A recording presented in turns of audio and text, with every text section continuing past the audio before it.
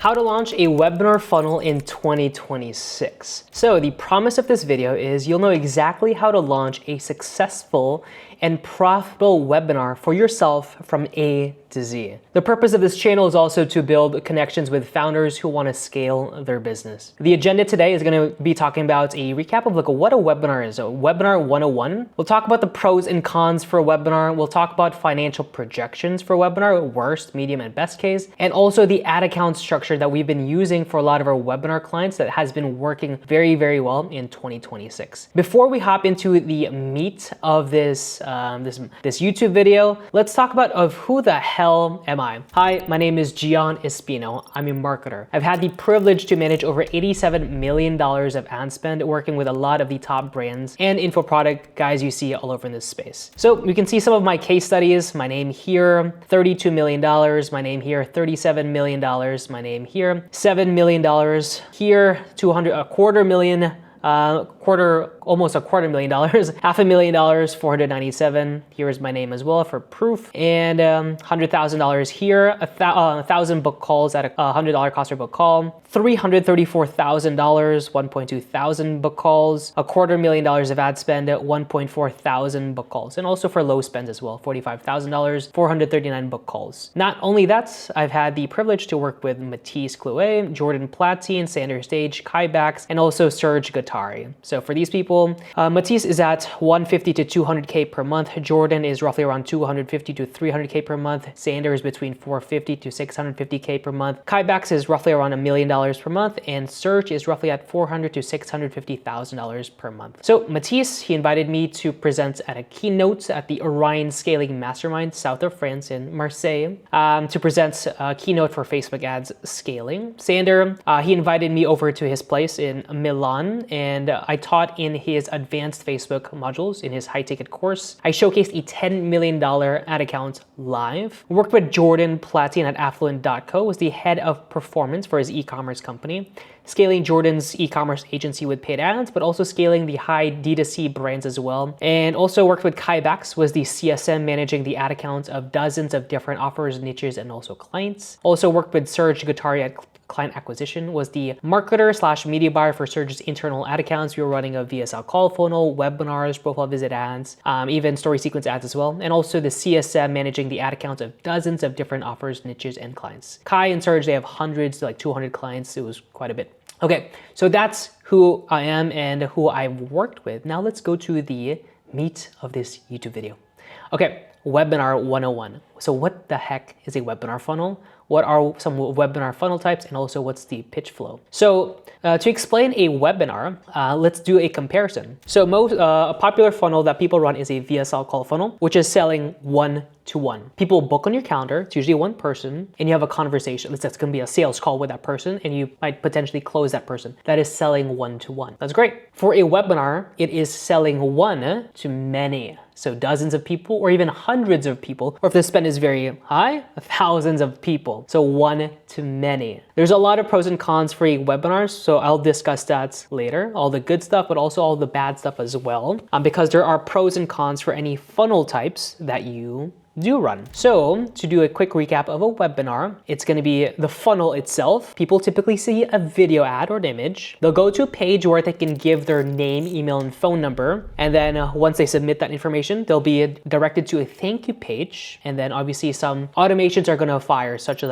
email and SMS automation, some retargeting ads, and some just post lead automations. Then you'll have a live webinar. So this is where you're presenting on Zoom, live in front of hundreds or thousands of people, or if you're presenting on Webinar Jam, whatever is easier for you to set up. Okay, so a funnel structure for the details. People see a video ad. The goal here is just curiosity. Get them curious of what you have to offer, what you're going to teach at a masterclass or a webinar. The goal is just to build curiosity and to click on learn more, which is the CTA, or sign up. After they click on the button of learn more, they go to a registration page. A registration page is will showcase a teaser of a webinar. So it'll have the headline of what the topic is going to be discussing about. Typically, there's going to be a VSL section, so a video player that teases what to expect on the webinar. It's like, hey, you're going to learn this, this, and this is why you should show up. And also, most important part for a registration page is the opt-in section for name, email, and phone number, so you can actually collect the lead information. And also for a registration page, you have to understand long scroll. So for the difference between a VSL call funnel and also webinar is for VSLs, typically short scroll VSLs work wonders. For a webinar, you really want to do a lot of pre-framing and education before, the masses, because it's going to be hundreds and thousands of people that are going to be watching you live. So you want to educate of what they can expect on the webinar, but also give a lot of information of who the speaker is. The goal of the registration page is to actually collect a lead, a name, email, and phone number. Next, after they submit their lead information, they'll go to a thank you page. So this is just next steps, building some FOMO and also a calendar invite to confirm. And the goal is to increase show up rates. So if this might be confusing, especially if you've never ran a webinar, but you already know like webinars do work. I mean, Alex Ramosi ran a webinar and did $100 million, which is absolutely crazy. If this looks a bit complex, just verbally, let me show you visually. So let me pop that up on my desktop or my laptop. Okay, I want to show you an example of a landing page. So the funnel here, the registration page for a webinar. So you guys can try to replicate it and I can show you visually. You guys can understand it a bit in a deeper level, and also a thank you page. So I'll show you visually. This is a landing page that we're building out for our clients. So we have a pre-headline, free live masterclass Sunday, Feb 15th at 7 p.m. EST. How women are earning 10 to 30K per month from home without building a business. So that's education. It's going to be building curiosity, what they can expect on the webinar. Discover the high paying remote skill that lets you earn based on results, not hours. Then we're going to be embedding a VSL video here to do a teaser. So that's going to be important. You want to have your pre-headline. You want to have the date and time and also time zone. Very important. You want to have the headline. You want to have a teaser if needed. For some landing pages, sometimes you don't need a VSL. And important is reserve my free seat. You'll have the specific days, hours, minutes, and seconds to give them a bit of hype. You want a section that showcases only 57 spots left to build FOMO, and also re-mentioning the date and the day and also the month and also the time and time zone. Very important. You can imagine, you can look at this, it's like a long scroll. So we go down, what you'll discuss inside this free masterclass, number 1, 2, 3, 4, 5, 6. You'll see this is for you so we're gonna have some qualifications and disqualifications just to make sure we get the right people through. Also notice that we have specific CTAs in between each section. And success stories, women just like you are winning. So case studies, another CTA. And we have information about the founder and also a button here as well. So re-mentioning the days, hours, minutes, seconds, and also the button to actually click. So that is a typical landing page for the registration page. So we'll do an inspect. So everything is optimized for both desktop and mobile. It's going to be very important. So call deep, kindly remove this section here, blur this out. So if you scroll down here, everything is mobile optimized. So you want to make sure everything is very professional, because CRO is actually going to help improve the performance of your cost for registration. Okay, so that's a typical flow for a registration page. And why, if it's educational, teasing, showcasing the pre-headline, headline, the important sections of a webinar to build trust, but also introduce what you'll be talking about in that masterclass. Now let's go through a thank you page. This is a thank you page. You're registered. You want to mention the day, date, and time, and also time zone, and also buttons to add it onto your Google Calendar, your Apple Calendar. You want to have a floating CTA to add it to the calendar. That's the most important part of the thank you page. Got to make sure that they add it on the calendar to increase show up rates. So you get a lot of leads. You want to make sure those leads show up on the webinar. And re-emphasizing what they'll learn on the webinar, and also this training is best for you if, and this is not sales the way most people think, and who's hosting the training, and all that good stuff. So hopefully that makes sense. You guys can take a bit of inspiration of what a registration page and a thank you page looks like. Okay. So the registration page, as I showcased, so let me exit this. The purpose of a registration page is to collect the lead and educate, and also build trust, showcasing who the speaker is. Number 2, thank you page. The goal here is to increase show up rates. It's to showcase next steps, which is the main part, accepting the calendar invites, building a bit of FOMO, calendar invite to confirm. Goal is to increase the show up rates. Now, the important next section is pre-webinar emails. You want to have at least 5 to 10 emails, depending how far out the webinar is. So if you're launching ads 10 days out or 5.5 days out, it would really depend what's your email flow and also your deliverability and also your open rates as well. So you got to figure that out. In terms of the emails, you want to make sure you're providing a lot of value, a lot of teas, case studies in building FOMO, and also some reminders and also FOMO as well, so they can actually hop on the webinar. The goal is to increase show up rates. The thank you page is to help increase show up rates. The pre-webinar emails is to increase show up rates, and pre-webinar SMS. The volume is 3 to 7, so you can notice it's less volume than webinars. You want to make sure that's short and direct with no links, but also you want some text that are reminders with FOMO and a link as well. The goal here is to increase show up rates. Not only that, you'll have pre-webinar retargeting ads. The goal here is to build trusts. You want to showcase the date and time. Long form, short form, like some YouTube videos, some long form testimonials, short form testimonials, both horizontal and also vertical. The goal here is to increase show up rates. So let me know if that makes sense in terms of a webinar funnel structure. So they see a video ad, they'll give you your information, they'll go on the thank you page. There's going to be some backend automations that are firing, and also some retargeting ads just to make sure that lead that you collect will show up on that specific date and time. So a live webinar, what's a typical flow? So you have a pitch. You have to understand the difference between B2B and B2C. The length for a webinar, so when you're presenting on Zoom live, it's going to be different in length from B2B versus B2C. For B2C, it could be shorter, typically around 90 seconds,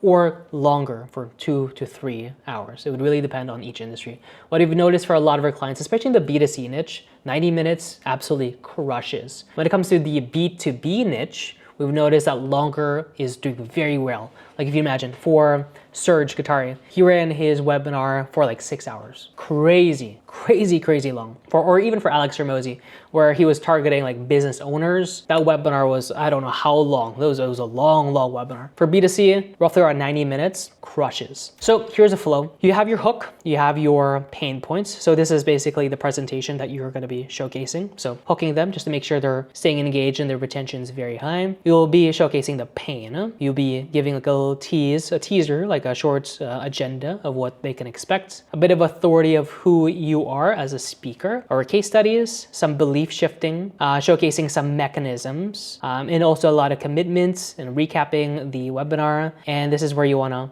pitch your offer. So offer, you're going to be showcasing the either like a type form qualification or somewhere to actually get people to actually book in a call. So it's a qualification application for them to book in a call. And then you have some bonuses. Typically you want at least 3 to 7 offers, like bonuses. It's very important. And towards the end of the webinar, you'll have some risk reversal, scarcity, and also towards the end. Throughout the entire webinar, you want to also just tie in some micro commitments of like, hey, does this resonate with you, like a pain point? Or in terms of authority, like, oh, do you guys know who that is? Yes, just interact with the audience to increase the retention there. And also case studies as well. You want to tie that into every single portion of the webinar, multiple times. Okay, so that is a broad overview of what a pitch looks like in terms of a webinar and how you should structure what you say, but also what you present as well in terms of your slide deck. Perfect. Okay, next is going to be after the webinar is over, you're going to get some book calls through in massive volume. And the most important thing post webinar is for some clients, they do like replays. So just to provide value a bit more, nurturing a bit more people who missed the webinar, and there'll be shot over some email and SMS sequences, some retargeting ads, and also sales teams for people that showed up on the webinar but did not book. So we're trying to get those people to even book so we can boost the amount of book calls that we have for that client. Okay, so that's a typical flow for a webinar. So let's talk about pros and cons for a webinar, who it's for and who it's not for. So for people, who is a webinar for? A webinar is for if you're really good at sales, if you're good at talking in front of people live, and you understand the risk associated with that. Like if you mess up on a live webinar in front of thousands of people, that's a lot of risk. If you say something wrong or your internet goes down, you're gonna lose all those people, you're gonna lose a lot of sales, and you're gonna lose a lot of money. So you gotta make sure you're taking that risk. So it's good for people that know how to sell, that are good in front of public. It's not good for people like me. That's it. For people that are a bit introverted, personally, I'm very introverted. I don't do well, for like public speaking. I don't do any sales. So I have my partner, Josh. He works in terms of the entire organizational structure for our company. He manages all the talent, all the sales calls and stuff like that. For me, I just work on the marketing side, so I can, provide best for our clients. So it doesn't work for me. I'm more of like a technical guy. I'm not more of like a Iman Gadzhi or like an Alex Ramosi talking type. I'm very, very technical, very boring. So it's not going to be good for people that are not good at the sales side. It's really good for people that are a bit more outgoing, extroverted, that can talk in large groups and actually keep a lot of people engaged. It's good for those people. It's good for people if you already closed a few clients. Yourself. Very, very important. If you have no sales experience, do not run a webinar, okay? The pros of a webinar is it solves a lot of problems that most funnels run into, which is lack of trust. Lack of trust equates to lower show up rates and lower close rates for like a VSL call funnel. VSL call funnel, that's a very common issue, is you get lower show up rates because people don't trust you. They see a 30-second video or 60-second video, they hop on a call with you, they have no idea who you are. Maybe they watched 10% of your VSL call funnel, your VSL itself, but they don't trust you that much. For a webinar, it fixes that problem. That's the pros of a webinar. People, they submit their information, they get free knowledge and free information about what you do and who you are for 60 minutes, for like 1 hour, 2 hours, 3 hours, 6 hours. So they already trust you. So that nurturing process, instead of 30 seconds like for a VSL call funnel or some other type of ads, it's an hour. It's 2 hours. They trust you so much, they know exactly what you do, what pain points you actually solve.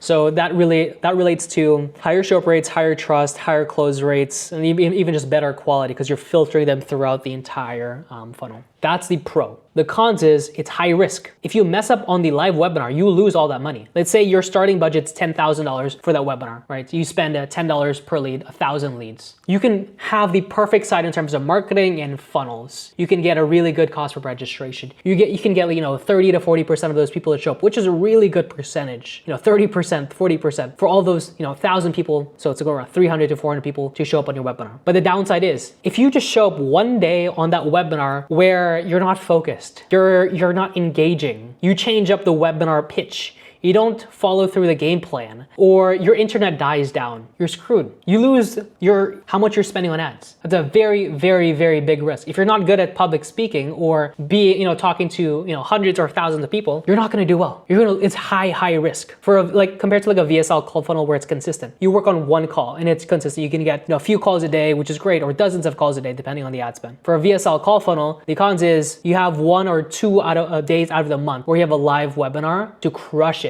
But then the rest of the weeks it's fairly flat. So there's no consistencies. The pros is you get a huge revenue spike because it's a lot of calls. The call volume is very, very high. So that's I guess that's like the pros and cons. Cons is it's high risk. If you mess up live on the webinar, you lose that money. So keep that in mind of who it's for, the pros and what it solves, but also you got to understand the cons. This is not like a get rich quick funnel. There are pros and cons for every single funnel that you have. Do you want the consistency, but also the inherent problems of like a VSL call funnel? Or for a webinar, do you want that initial spike and so you solve for show up rates and also trust building, but it's high risk if you mess up on the webinar. So those are the pros and cons and who it's for. Hopefully I didn't scare you guys too much, but I do want to tell you like what's realistic, like what typically happens. And also your first webinar is not going to be a success. You typically need 3 to 4 webinars to actually understand your economics and the numbers associated with it. Because for each section here, there's a lot of drop-offs for your cost of registration. The only way to decrease it is going to be through new creatives or just like media buying itself. It's going to be your show up rate. So you got to make sure your emails and SMS and retargeting ads are just really spot on.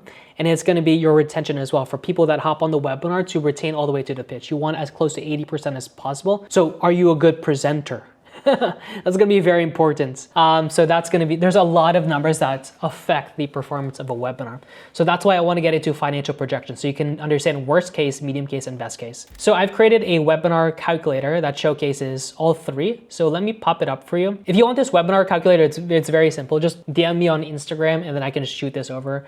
You can just change anything and then, create it for yourself. Okay, so we have worst case, medium case, and best case scenario if you're running a webinar funnel. So our ad spend, let's say we have a test budget of $10,000 and our AOV for our pricing is 7.5 thousand bucks. That's how much we sell it for. For worst case here, let's say our CPL is $25. Obviously you can get, CPL down for like 10 bucks, 15, $5, but I just want to showcase like worst case. I'm not trying to sell you the moon. I'm just trying to show you what's realistic and like how fucked you're gonna get if you do worst case. So let's say you spend 10 grand, your cost per lead or cost per registration is $25. That's how much you're paying for each lead. You get 400 leads, which is great. But the problem is like, how many of those leads are actually gonna show up, which is your webinar show up rates. Let's say worst case 15%, pretty goddamn low, really low. For some industries, like 30% is fairly average, which is really good. Some 40%, which is crazy, depends on the quality and the creatives that you do have and like how big your organic presence is on top of paid ads. But like, let's say worst case, 15%. So out of the 400 leads, 15% show up.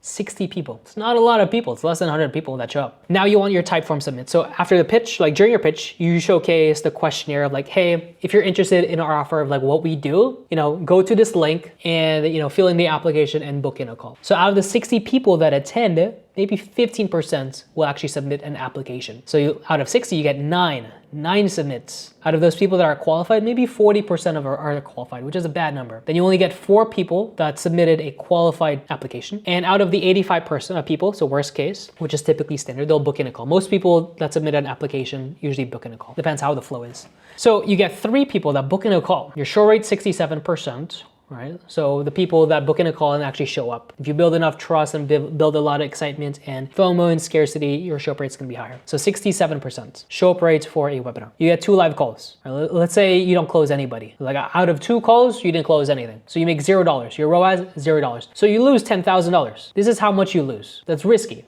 There's so many variables that affect a webinar and you have to take this into consideration. Your first webinar is not gonna be successful. That is guaranteed. Okay, medium case. No matter how good the marketing is, you gotta make sure you're really good at presenting. So that's what you have to prepare for. Medium case, you spend 10 grand, your AOV 7.5, your CPO much better than 25 bucks. All right, it's 18.5. You get 541 leads. Let's say your webinar show up rate is fairly average, 28%. 151 people show up. That's a great amount. 20% of the people submit an application. So you get 30 applications. 55% are qualified. So the creatives are bangers. The qualification is really good. You get 17 qualified type form submits. You got 17 people that applied. That's great. And 85 of those qualified people booked in a call. So you get 14 calls, which is really good. Your show up rates, really, it's much better. It's 70%. You built enough hype, built enough scarcity and FOMO. Now you get 9 live calls. Let's say, your close rates on average for a webinar is 40%. Heads up, when it comes to close rates, your close rate for a webinar versus a VSL call funnel, it's gonna be much higher for a webinar because they already consumed an hour, 3 hours, 6 hours of your content. They know exactly what they're getting themselves into and who you are. So there's a lot of trust. That's why the close rate is much higher, especially if you are taking the calls as a founder. So you get 9 live calls, 40% show up rate. You close 3 people. That's great. Now you make, 3 times your AOV, 7.5K. Your revenue is 22.5K. It's still a 2.25x ROAS. It's decent.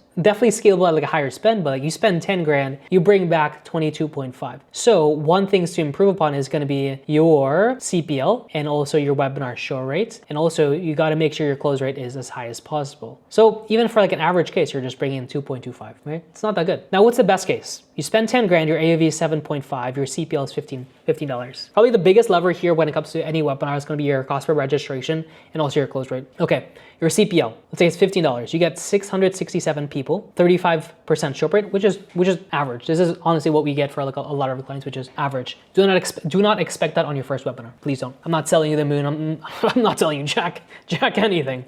I digress. But this is typically what we see in terms of like a 35. So for some webinars for like some specific days, it's like 42%, which is really goddamn high. Okay, we spent 10 grand. Our CPL is 15 bucks, like cost per registration, CPL, cost per lead. 667 leads, 35% of people show up. So we get 233 attendees. attendee. Typeform submits is 25%. So out of the 233 people, only a quarter submit an application, 58 applications. And higher quality. So the people, we got 38 qualified applications, 85% Typeform to call. In most cases, if you're using a Typeform and you have a lot of friction, usually your Typeform to call ratio is quite high. Like for one client, it's 100%. It's pretty goddamn good. Depends on the flow. You really have to like A/B test different types of flows to know what is going to be successful for your AOV, ICP, and also your offer. But just for average's sake, 85%. So you get 38 qualified Typeform submits. You get 85% to a call. So that means you get 32 book calls. Show up rates, you build enough trust and excitement and FOMO, really good messaging, 80%. And then you'll get 25 live calls. Let's say your close rate, if you're closing all the deals, it's most likely 50%. We have one client that's averaging 52% close rate because he is taking the sales calls and he fired his sales team because his sales team was like messing up and he knew he can close every single one. But he closed 50%, which is really good. Like 12 deals, 12 times 7.5, your AOV. You closed $90,000. So you spend 10 grand to bring back 90K because you fix a lot of these bottlenecks within a webinar or call funnel and you understand the risks. And this is most likely not your first time. At a 9x ROAS, this is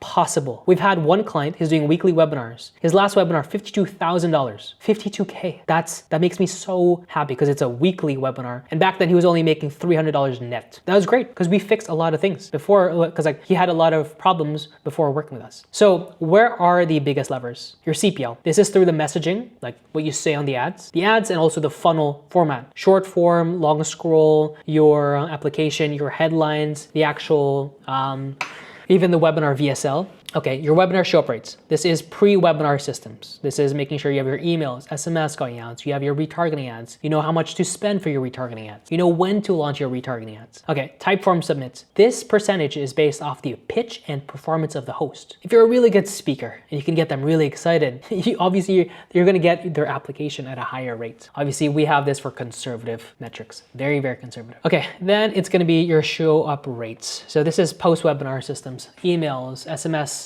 post-webinar, retargeting ads post-webinar. Your close rate, this is determined on your sales team's performance or even your performance as well if you're taking these sales calls. The biggest lever to actually make quite a bit of money for webinars is this close rate, and it's going to be for your CPL. And also this is going to help too, but this is going to be more secondary for like performance of the host, but still very, very important. But that's a lot of levers. If you want to spend 10 grand to make 90 grand, there's going to be a lot of risk associated, a lot of variables. If you can fix this, it's going to take some time, but you make a lot of money, which is like a money printer. But there's a lot of risk. So keep that in mind. Okay, so yeah, just DM me on Instagram if you want this webinar calculator so you can copy it for yourself. Okay, so that's financial projections for a worst case, medium case, and also best case too. No fluff, nothing. Yeah, it's all quite conservative.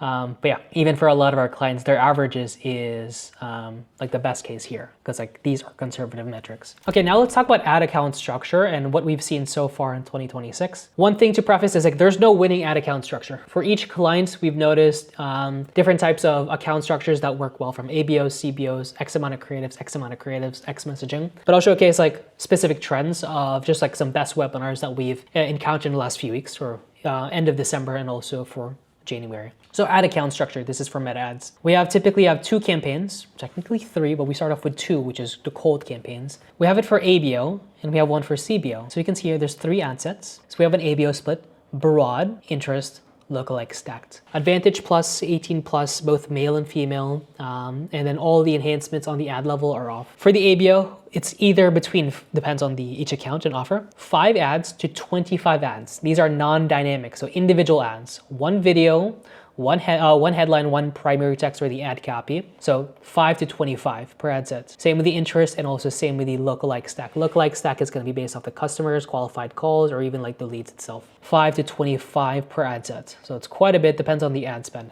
For some lower account spends, we just do broad, so 1 ad set. Okay, then we have another campaign. This is a CBO. We have broad and also the best performing audience within the first campaign. So the best performing one, either the interest or also lookalike stack, that's what we test. This is gonna be 5 ads, 5 video ads, but these are dynamics. So a lot of people have stopped using dynamics like end of 2025. But in terms of for clients that can't produce too many creatives, but they wanna decrease their CPL or have it very consistent at higher spends, this crushes. This actually crushes. My personal opinion, I didn't know dynamics would work, but we tested out for a few accounts and it crushed. It made the CPL cost per lead, cost per registration, very, very stable when scaling up aggressively. I mean, hella aggressive, increasing spend by 50%, 100%. Insane. But that's for a CBO, only for your BPAs, best performing ads. There's 5 ads, dynamics, so 5 primary text. So you have to talk about the variations.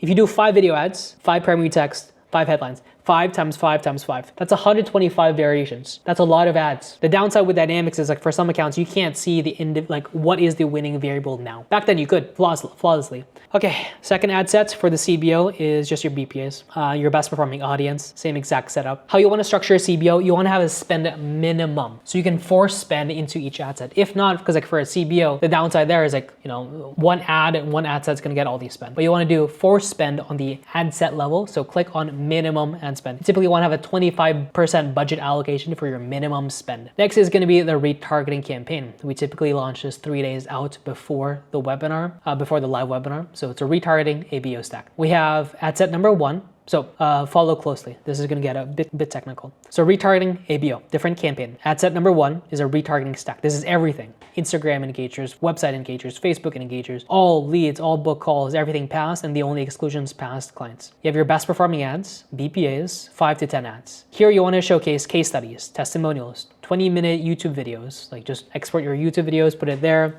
because expertise increases trust. The more technical you can be, the more value you can provide, the more that they know you and trust you. You want to have some videos on FAQs. So what are the frequently asked questions in terms of past webinars, in terms of what they're typing in the chats or sales calls, and also objection handling as well, what you've noticed on the sales calls, and also reminders as well, mentioning the dates. If you look at Iman Ghazi's last webinar, he ran some retargeting ads and like 3 days left, 2 days left, 1 day left. That's going to be very important in terms of ad set number 1, retargeting stack. Ad set number 2, long form. Ad set number 3, long form. So you can see here, there's 1 video per ad set. So this is called FCC, forced content consumption. If we get a lead, now they're gonna see 10 different long form pieces of content that you have. You don't have to, create new forms of content. Just export to the ones on YouTube and just upload them as ads. Very, very simple. But now if you get 1 lead, they're gonna see 10 different faces of you, which is really, really good. It builds trust. Okay, ad set number 11 to ad set number 25. Obviously you can have more, you can have less. This is gonna be short form. Oh, I gotta change up the names here, but short form. So this is gonna be your case studies, your FAQs, objection handling, and also reminders as well. So let me know if that makes sense. You have 1 ad set that has all the creatives. Then you have some ad sets that's 1 ad per ad set. So it's forced content consumption. Because if you only run 1 ad set here that has all the creatives, your spend is gonna be allocated to like 1 or 2 ads, and that's it. But you wanna force everything together. In terms of budget allocation, you want to spend more money here because this is the winning one. Here you want to just have like a very low spend, $5 a day, $10 a day, just to make sure they're a bit warmed up. If the spend is higher, $50 a day, which is pushing it. Okay, so let me know if that makes sense. And I think that's about it in terms of ad strategy, creative types, and retargeting. Creative types, videos perform very, very well when it comes to top of funnel. When it comes to retargeting, images do well. Do not run images when it comes to your top of funnel. You get absolutely cooked. Your CPL or cost per registration will be very cheap when it comes to images, but you have to look at the quality, which is going to be on the leads to the show, like the attendees, and also the close rates as well. We've seen that with 1 client. We saw like our CPL or CPR, cost per registration, decreased from like $20 to $11 because we launched an image. On paper it looks good, but like post webinar it's like, okay, these people are just not good because like they don't trust you. So you have to run videos when it comes to top of funnel, and then when it comes to retargeting, run some images, but don't go too heavy in terms of images for a webinar. Anyways, hopefully that helps. Much love, and that was fun. Cheers and talk soon. Bye guys.